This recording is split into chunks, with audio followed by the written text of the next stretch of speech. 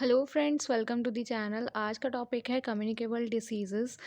इसमें हम influenza virus cover करेंगे और इन्फ्लुएंज़ा वायरस ये पीएसएम में इम्पॉर्टेंट है और इस पे एक क्वेश्चन भी बनता है, ठीक है? तो इसलिए हम इसको आज लेकर आए हैं।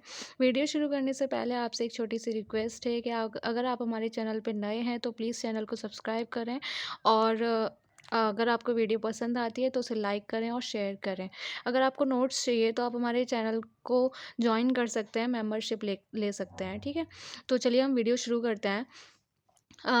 इन्फ्लुएंज़ा वायरस क्या है? इन्फ्लुएंज़ा वायरस एक एक्यूट रेस्पिरेटरी इन्फेक्शन है जो कि इन्फ्लुएंज़ा वायरस से होता है, ठीक है? और क्या है ये कौन से वायरस से होता है? ऑर्थोमिक्सो वायरस से। इसके 3 टाइप्स होते हैं, टाइप ए, टाइप बी और टाइप सी। टाइप ए में क्या है कि ये है ना मोस्ट कॉमन कॉज़ है एपिडेमिक कॉज़ करने का और ये ओनली कॉज़ है पैंडेमिक कॉज़ करने का, ठीक है? मतलब जो इसका कहने का मतलब ये है कि जो टाइप ए है वो ही सीवियर है, ठीक है? तो ये एपिडेमिक भी कॉज़ करता है और अगर पैंडेमिक हो रहा है तो वो केवल टाइप ए की वजह से ही हो रहा है। अब इसमें क्या है टाइप बी। टाइप बी में क्या है कि ये एपिडेमिक कॉज़ करता है। टाइप सी में क्या है ये अभी सर्कुलेट नहीं होता, मतलब ये इतना डेंजरस नहीं है, ठीक है? Currently circulating influenza virus in world एक है H1N1, H2N2, H5N1। ये तीनों टाइप ए के ही वायरस हैं, ठीक है? जो H1N1 है वो स्वाइन फ्लू कॉज़ करता है और जो H5N1 है वो एवियन फ्लू या फिर बर्ड फ्लू कॉज़ करता है, ठीक है? अब इसमें क्या है कि यूनिक फीचर क्या है इन्फ्लुएंज़ा वायरस टाइप ए का कि वो जो है एंटीजेनिक वेरिएशन में जाता है, ठीक है? एंटीजेनिक शिफ्ट और एंटीजेनिक ड्रिफ्ट कराता है। इसके इसके डिफरेंसेस आते हैं जो कि बहुत इंपॉर्टेंट हैं और ये इसके यूनिक फीचर भी है। अब क्या है influenza virus has 2 distinct surface antigen. 2 surface antigen होते हैं जिसको हम बोलते हैं एच हीमोग्लूटिनिन और एन, मतलब एक सरफेस एंटीजन एच है और एक एन है, ठीक है? एक है हीमोग्लूटिनिन और एक है न्यूरामिनिडेज़ जिसको हम एन बोलते हैं।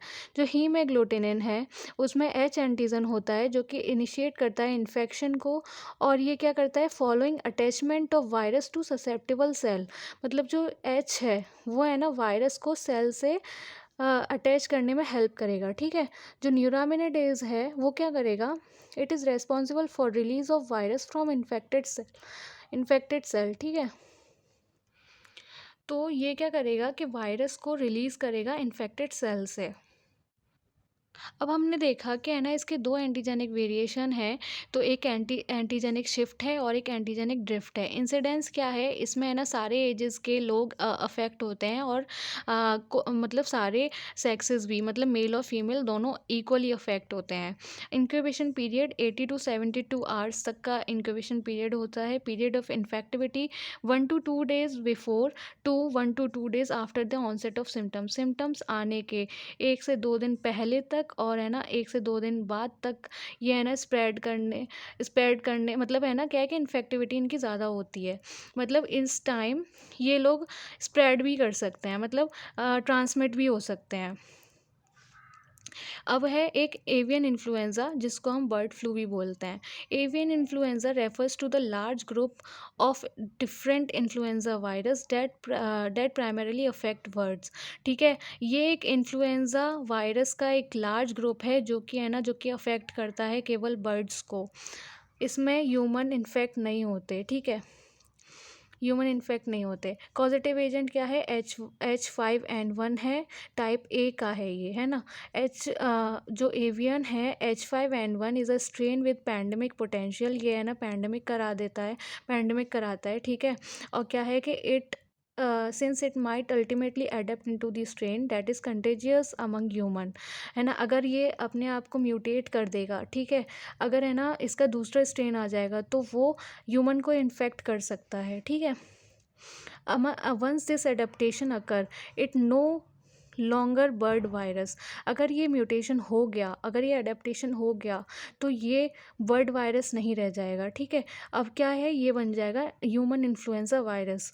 Avian influenza is pandemic origin from Hong Kong. ये एक पैंडेमिक था और जो कि हांगकांग में हुआ था इसका ओरिजिन, ठीक है? ड्रग ऑफ चॉइस क्या है, और सेल्टामवेर है ना, जिसको हम टैमीफ्लू भी कहते हैं, इसको 75 mg BD 5 डेज़ के लिए हम देते हैं, ठीक है। कॉन्ट्राइंडिकेशन है इन्फेंट में। अब क्या है पैंडेमिक इन्फ्लुएंजा ए, जिस H1N1 इसके लिए रिस्पॉन्सिबल है। 2009 में हुआ था स्वाइन फ्लू, इसका कॉजेटिव एजेंट है, इसको हम स्वाइन फ्लू भी बोलते हैं, ठीक है। जो पैंडेमिक है इन्फ्लुएंजा ए, पैंडेमिक इन्फ्लुएंजा ए H1N1 2009, ये डिफ़र करता है पैथोजेनिसिटी फ्रॉम सीजनल इन्फ्लुएंजा। मतलब क्या है कि अगर ये जो होता है वो सीजनल इन्फ्लुएंजा, मतलब सीजनल इन्फ्लुएंजा जो होता है, ठीक है, उससे वेरिएट करता है, उससे डिफ़र करता है इसकी पैथोजेनिसिटी में। Majority of human population has little और no pre existing immunity to the virus. इसमें क्या है, जैसे कि कोरोना वायरस था, उससे है ना हमारी कोई इम्यूनिटी नहीं थी, ठीक है, प्री एग्जिस्टिंग इम्यूनिटी नहीं थी। ऐसे ही इसमें था कि है ना मेजॉरिटी ऑफ ह्यूमन पॉपुलेशन में इसकी कोई प्री एग्जिस्टिंग इम्यूनिटी नहीं थी वायरस के लिए। और क्या है कि है ना इससे बहुत सारे पीपल, बहुत सारे पॉपुलेशन अफेक्ट हुई थी, इन्फेक्ट हुई थी, ठीक है। Virus can infect lower respiratory tract and cause rapidly progressive pneumonia. Lower respiratory tract infection किया था और है ना इससे निमोनिया हुआ था, ठीक है। रैपिडली प्रोग्रेसिव निमोनिया कॉज किया था इसने। स्पेशली जो है वो चिल्ड्रन और यंग एडल्ट अफेक्ट हुए थे।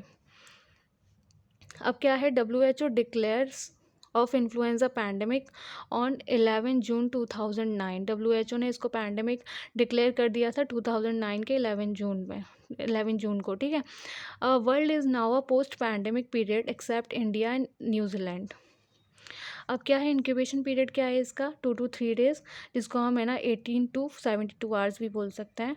डेफिनेशन ऑफ कंफर्म्ड केस, हम इन्फ्लुएंज़ा के कंफर्म केस, मतलब एक क्या है कि हम कैसे मानेंगे कि हाँ ये पेशेंट एक केस है इन्फ्लुएंज़ा का, है ना। तो इसमें क्या है कि patient person with acute febrile respiratory illness with laboratory confirmed, मतलब क्या है कि है ना acute मतलब उसे रेस्पिरेटरी सिम्टम्स होंगे और है ना वो लैब से भी कंफर्म हुए होंगे, तो उसको हम उस केस बोल सकते हैं, ठीक है। अब हम इसको कैसे कंफर्म कर सकते हैं, RT-PCR से, वायरल कल्चर से और न्यूट्रलाइजिंग एंटीबॉडीज़ से, ठीक है। क्लिनिकल फीचर्स देख लेते हैं। एक अनकॉम्प्लिकेटेड इन्फ्लुएंजा है, एक कॉम्प्लिकेटेड इन्फ्लुएंजा है। अनकॉम्प्लिकेटेड में मतलब दो पार्ट में और डिवाइड किया गया है, एक तो इन्फ्लुएंजा लाइक इलनेस और एक GIT इलनेस। इन्फ्लुएंजा में फीवर है, कफ है, सोर थ्रोट है, राइनोरिया मतलब nasal discharge, headache, muscle pain, malaise और नो शॉर्टनेस ऑफ ब्रीदिंग और नो डायग्नोसिस। ये इन्फ्लुएंजा लाइक इलनेस हो गई, ठीक है, सिम्टम्स हो गए। GIT इलनेस में क्या है, डायरिया, वॉमिटिंग और नो डिहाइड्रेशन। कॉम्प्लिकेटेड इन्फ्लुएंजा में shortness of breath, dyspnoea, tachypnoea, hypoxia, pneumonia, CNS involvement भी मिल सकता है, जिसमें इंसेफेलोपैथी और इंसेफेलाइटिस दिख सकते हैं, ठीक है। सीवियर डिहाइड्रेशन और क्या है, COPD, अस्थमा, डायबिटीज़, मतलब डायबिटीज़, हेपेटिक और रीनल फेलियर्स भी हमें मिल सकते हैं। तो ये कॉम्प्लिकेटेड इन्फ्लुएंजा के सिम्टम्स हो गए। अब क्या है, साइन और सिम्टम्स ऑफ प्रोग्रेसिव डिसीज़। तो अगर डिसीज़ प्रोग्रेस कर रही है तो उसके साइन और सिम्टम्स क्या हो सकते हैं, ऑक्सीजन इम्पेयरमेंट और कार्डियोवास्कुलर इंसफिशियंसी। इसमें क्या है, shortness of breathe, difficulty in breathing और क्या है, चेस्ट पेन हो सकता है, लो BP हो सकता है। CNS कॉम्प्लिकेशन में क्या हो सकता है, ऑल्टर्ड मेंटल स्टेटस, कन्फ्यूज़न हो सकता है, अनकॉन्शियसनेस भी हो सकता है, ठीक है। अब क्या है, इन्वेजिव सेकेंडरी बैक्टीरियल इन्फेक्शंस भी हो सकते हैं। अगर है ना इन्फ्लुएंजा होगी तो और ज़्यादा अगर सीवियर स्टेज पहुंच जाएगी तो उसमें बैक्टीरियल इन्फेक्शन भी हो सकते हैं और सीवियर डिहाइड्रेशन भी हो सकता है। अब क्या है, risk factor for severe diseases, कौन कौन इसके प्रोन हैं, तो बच्चे और मतलब छोटे बच्चे, इन्फेंट्स और चिल्ड्रन लेस देन 2 ईयर के, प्रेग्नेंट फीमेल, ठीक है, COPD patient, chronic cardiac disease वाले पेशेंट, है ना, पेशेंट विद मेटाबॉलिक डिसऑर्डर जैसे डायबिटीज़ वगैरह। अब क्या है कि है ना children receiving chronic aspirin therapy, जो कि है ना एस्पिरिन थेरेपी पर हैं, तो वो ज़्यादा प्रोन है इसके।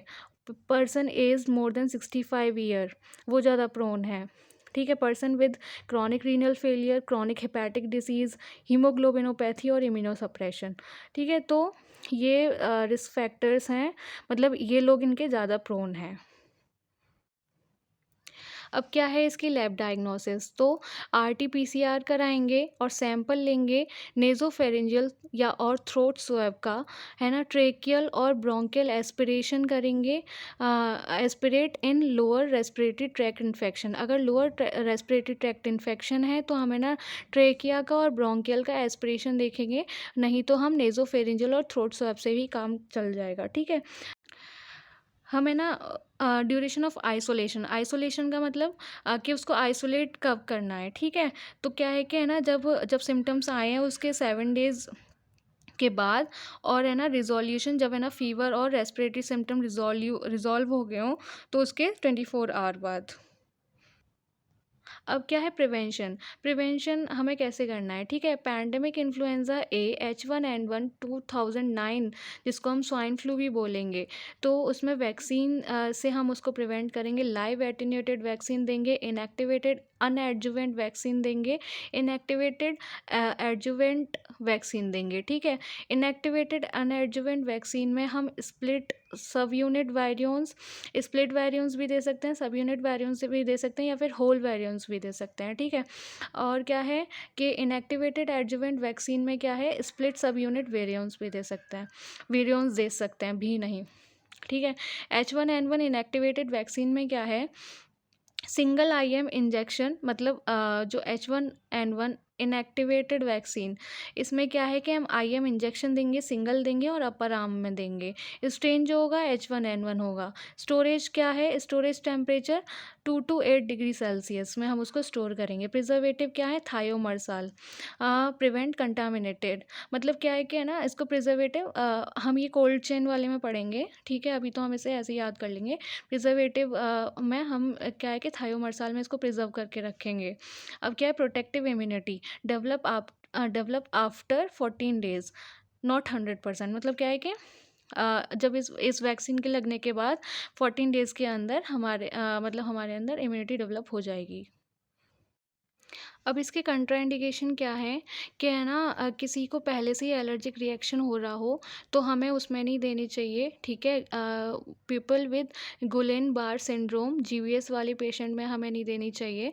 Infant less than 6 month of age, उनमें नहीं देनी चाहिए, है ना? People with moderate to severe illness of fever, ये इनके लिए कंट्राइंडिकेटेड हैं, ठीक है?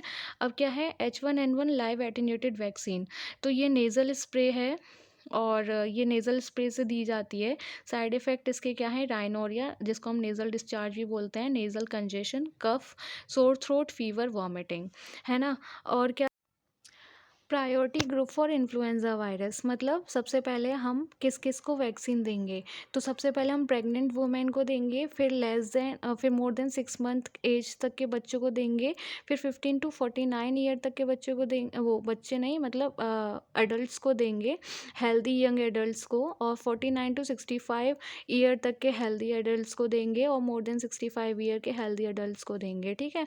और हेल्दी यंग चिल्ड्रन, तो ये प्रायोरिटी वाइज हैं, सबसे पहले हम प्रेग्नेंट वुमेन, फिर इनके बाद ऐसे देंगे, ठीक है? क्या है ट्रीटमेंट, ट्रीटमेंट में हम एंटीवायरल थेरेपी देंगे, तो एंटीवायरल थेरेपी में 3 क्लासिफिकेशन है।